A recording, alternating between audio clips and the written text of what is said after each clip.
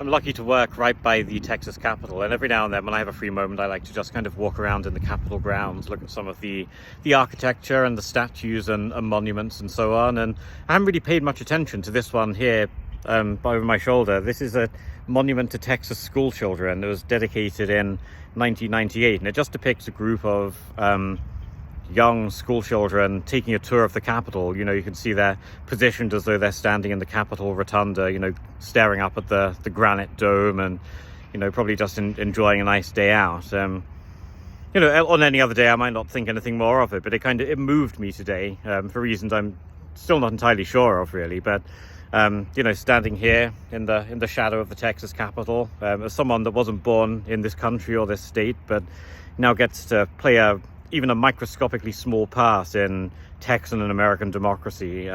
It moved me because, you know, the children depicted in this statue there, you know, most of them, you know, it's a blip on the radar. It's a fun day out, and, you know, they'll never think about it again, probably. But, you know, a couple of them in every few hundred might be inspired to public service in some way by, you know, going to meet their local legislature, or, you know, performing in their school band in the Capitol Rotunda during session, or just, you know, having a day out with their teachers and their friends to look around. And there's something nice about that, I think. And it reminds you of the privilege that it is for anyone that's like even remotely tangentially involved in the experiment of American democracy, that it's a really great thing that many people would and have died, you know, to have for the privilege to have for themselves without achieving that goal.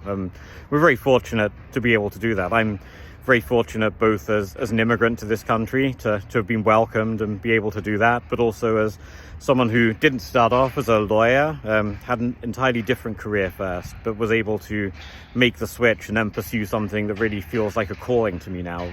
My job at the Institute for Justice, you know, helping to write legislation that can improve liberty for people, that can improve their free speech rights, their property rights, their economic liberty, their educational rights, and so on.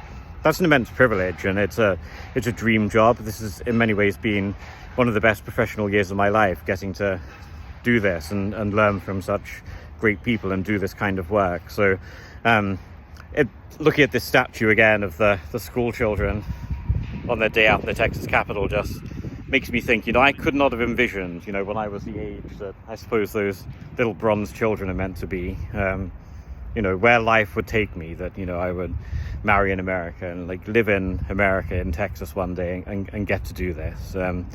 British democracy and politics in a lot of ways is a lot more impenetrable and difficult to get involved with. It's a lot more controlled by the two main political parties, and there are just a lot fewer opportunities to really participate unless you're very well connected, unless you play the political game. There's just less organic opportunities that exist outside the party framework, and that's just not the case in America. There are so many advocacy organizations, not just legal ones like where I work, but advocacy and campaign groups of all kinds where you can get involved, and there are different pathways to being involved in American democracy that don't necessarily run through having gone to the right university, or, you know, your family having been friends with the right people and so on. Although there certainly is that elitism in American democracy as well, more than I realized when I moved here.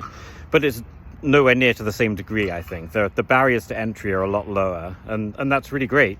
So for all those reasons, I'm very grateful indeed to be here in the grounds of the Texas Capitol, just wandering around, musing on my own personal good fortune. I think it's great. Thanks to all of you who take the time to watch my slightly quirky and niche legislative law content. I hope you do find it interesting, the little window I'm able to give as a still somewhat outsider into American and Texan politics. If there are other things you would like me to cover in particular, then please let me know. Drop me a note in the comments, and I'm always looking for new ideas of things to share. I'm not very original, so it's always good to get inspiration from other people. If there are things you'd like me to talk about, then please let me know.